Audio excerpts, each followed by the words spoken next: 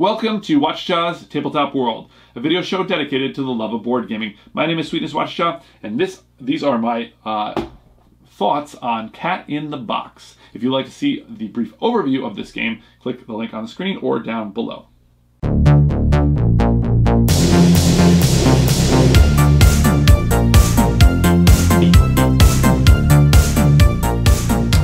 Cat in the Box, the quantum mechanics thought experiment of Schrodinger's cat. And what an absolute gem this game is in terms of its just very existence. So it is quite an experiment, if you'll pardon the pun. If you're not interested in this game, but you are an avid board gamer, I think you really owe it to yourself just to learn a little bit about it. Every now and again, a game like this comes along, like Freedom and Priestess 504 comes to mind, where it's really the game is almost, to design it is almost like a challenge. You know, it's almost a puzzle in and of itself to say, can we do this? Can we make a game like this? And that on its own is fascinating and worth a look, I think. You know, when I first heard about this game, I thought oh my God, that's amazing. But surely you can't make a game where you can play a card and then decide what happens. That to me is amazing. And the thing is, it really, the theme comes through not in a way of I feel like I'm slaying orcs, or I feel like I'm flying a plane, but the theme of this concept, of this idea, comes through within, you know, the way the mechanisms work. And I think that's so fascinating also. And aside from just you think okay, it's a gimmick, and it absolutely is a gimmicky game, but it's not just a shallow thing or a quick concept, a throwaway concept they did. It is a very, very well-designed, elegant, strategic game.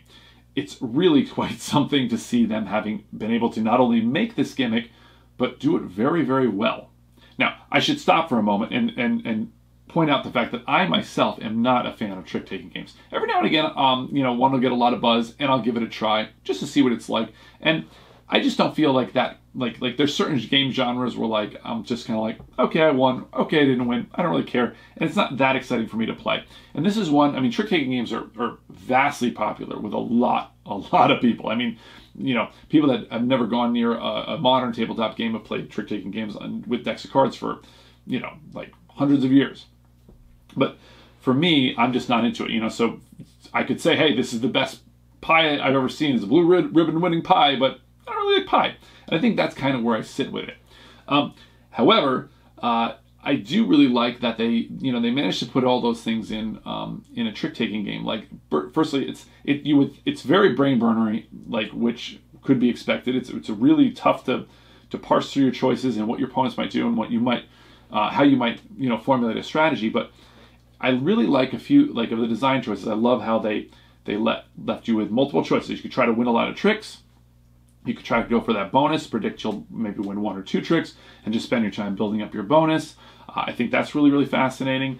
I like the fact, that maybe if you think you're not going to get your bonus, somebody cut you off on the board, and you're all right, I'm going to try to win tricks, forget the bonus scoring. I like having 2 different kind of avenues to go. And then I like the idea of the trump thing, the red color. I think it's really cool that you can decide, hey, now's the time I'm going to get into that trump, but I'm going to give up one of these other colors. And that's a real risk because, once that board fills up, you might cause a paradox and it completely invalidates your round. So I feel like there's a lot of interesting choices there.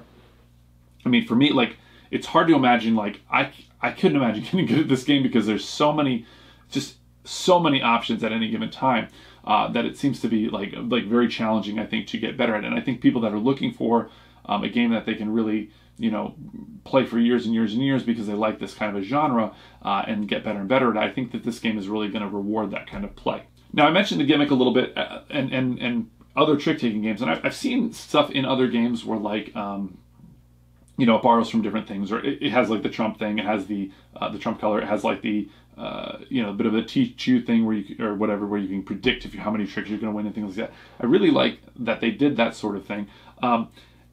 However, one of the things that I don't like that they did, I feel it's very punishing. And I'll explain it in a little bit of a way of abstract games. Okay, so this is an abstract game for sure. And when I'm playing a game like that, especially I think 2-player, and I think maybe, although there are some extra rules for the 2-player game, I think I might prefer that, although I haven't had a chance to play it, heads up. Those are the kind of games that I feel like I like to see the options, and I like to feel that tense sense of like, if I take this, they're going to take this. And this, it seems, because you're choosing what card you play, and there's a bunch of options, I feel like it's very hard to predict what your opponents are going to do. And I feel like that feels extra bad in my least favorite part of the game, which is the paradox part. Although theme-wise, and I think it's a really cool mechanism that, you know, you can get stuck and say, I can't play a card. What am I going to do? However, the part that I don't like is that it's very, very punishing. Three things happen. You don't score anything for that round. You don't score any points for the tricks you've won. You can't score your bonus points. So if you were building and carefully building things and trying not to get blocked and winning the exact number of tricks that you were set out to do, you do all this work and you don't get to score your bonus points. And then lastly, you score negative points. It's just like, I feel like if you do that, like a cat comes out of the box and punches you and knocks you out or something. Like, it's so crazy. Like, it's like, what, you know, does the designer of the game, you know, like text you some mean things and mean pictures or something? It's crazy. It just seems like way too much to me. And I feel like if that happens to you, you know, it's really hard to stay in the game, especially early on. You're like, oh my, there's no way I'm going to win this, but I'm just going to go through the motions. And I feel like there might have been there probably was a design choice that said, hey, if you cause a paradox and you don't really care because you scored a ton of points on the connectivity part of it, on the bonus points, I could see that maybe that was an issue, but I just wish, I mean, there's no way to fold. And sometimes it's not like, you know, you're looking at your hand and you're like, I've got a lot of outs, I'm just going to sit tight. But then when it goes all the way around to the other players, they could fill that board and then you're stuck. And I just, like I said, I just feel like that was like a little bit too much. So, Cat in a Box, I feel, is for a fan of trick-taking games. I would imagine this will be a home run.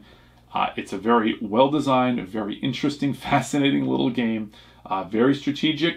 It's got a lot of depth, a lot of replayability, and it's very elegant, I would say.